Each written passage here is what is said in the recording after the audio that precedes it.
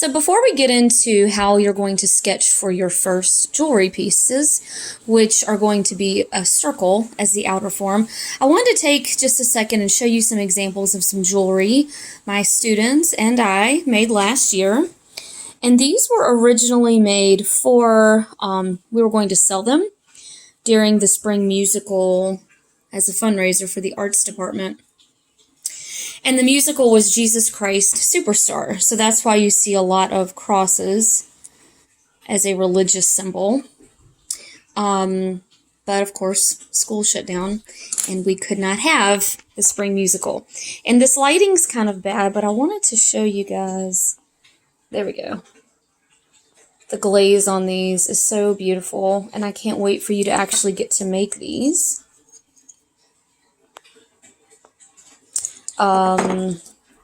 From your sketches. Okay. So they're quite small, but they are ceramic. And one reason we make ceramic jewelry pretty small is because it's heavy. Things that are clay can be very heavy, and you wouldn't want to be wearing maybe a huge heavy piece of jewelry around. But you can make earrings, you can make lots of jewelry from clay. So these are some finished examples, and hopefully once everyone gets their clay, you'll actually be making these and getting to do that at home. So how you're going to start this, you can do this one of two ways to start your circle.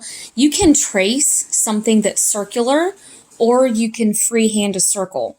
And I'm just looking around me right now. I have this mug with a gross piece of hair stuck to it. You could trace the bottom of that if you wanted to. It's okay to trace these bigger than what you're going to make them.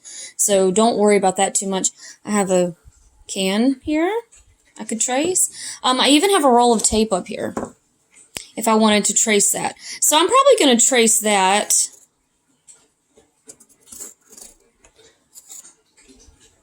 for you guys.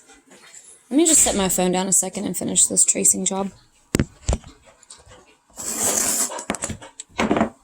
Okay, there we go. That's better. So this is big enough for you to see. It's always a good idea to sketch bigger than what you're going to be doing, just so you're not working so tiny and you can see what's going on. Okay, now our circle is how we're going to start, which is based on the video we watched about how a circle is so symbolic throughout every culture, civilization, religion, anything like that. And you're going to choose from the list we had in the PowerPoint of what symbols to use. So I'm going to show you an example of a bird. All right, so I'm going to draw a bird inside here, and this is going to be my first sketch.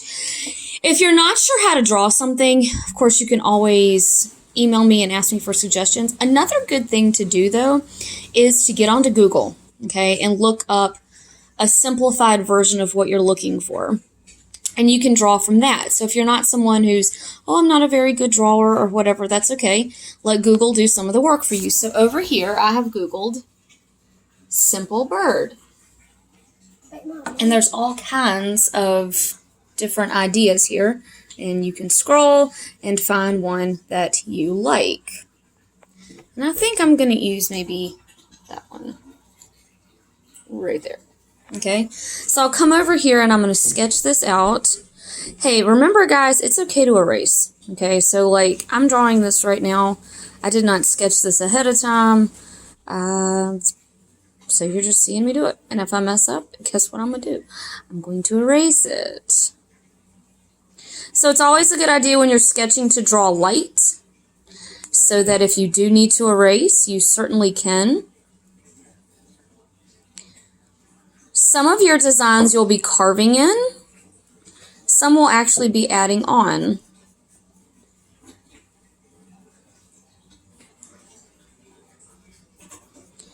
And we'll talk more about that once you have your clay. Because obviously when you're going from a two-dimensional sketch to a three-dimensional project, there's some change involved. And you can be thinking about that as you're making your sketches. If you want something to be carved in, like this one, or if you want something to be added on, like that. That is a little raised up across right there. And I've just changed my mind and decided I want to make this a shape because I'm thinking right now I want to make these like 3D, like they'll stand up or be, raised. Couldn't think of the word. And in fact, I think I'll do that with all of my lines. So what I'll do is I'll double them. So my plan right now is to make these out of coils, little rolled out pieces of clay. And you could change your mind once you actually get into it. And you have to be flexible with yourself when it comes to that. Sometimes it works on paper and it'll work out differently on clay. So I'm going to add some other design elements in here for a background.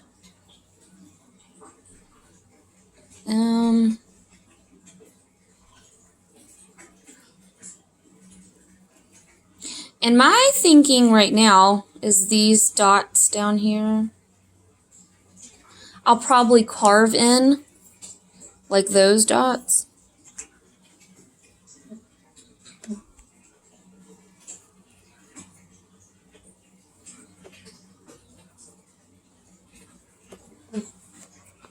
Okay.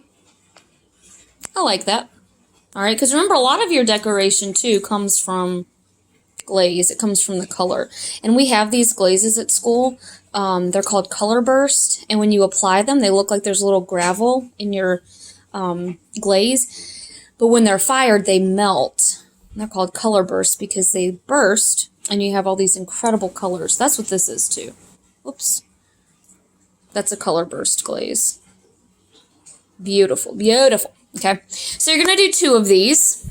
So I'll trace my circle here for my next sketch. And I just wanted to show you, like my next one, I was going to do a butterfly since we've had a lot of butterflies in this house recently.